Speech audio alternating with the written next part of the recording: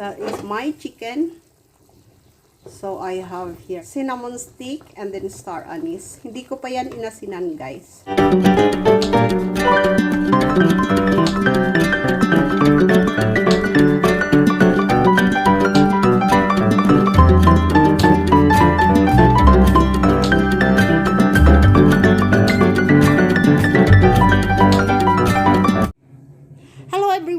Welcome back to my channel. This is Ma'am Nelia Creasey.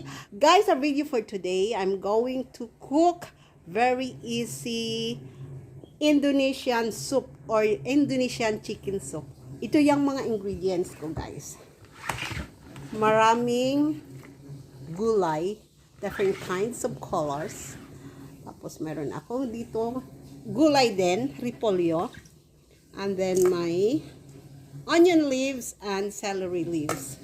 Nagpapakulo na rin ako ng chicken. So I have here cinnamon stick and then star anise. Hindi ko pa yan inasinan, guys. Then ginger.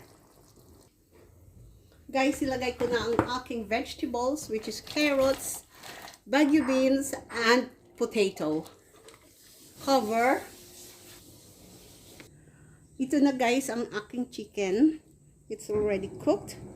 And then I'm going to shred like this. Bite size.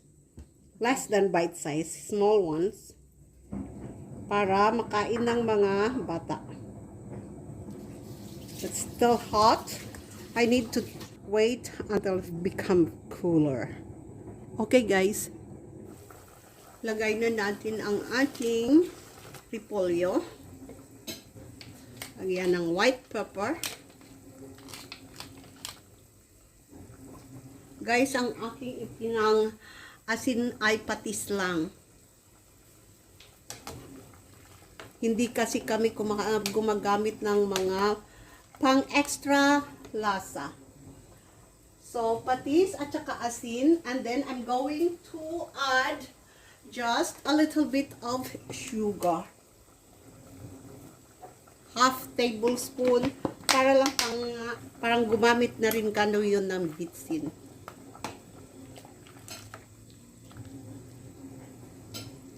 Tikman ko.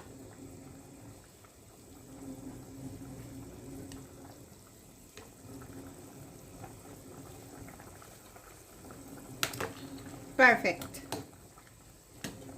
Lagay ko na rin ang aking onion leaves and celery leaves.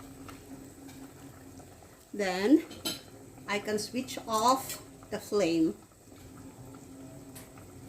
Thank you for watching. Bye!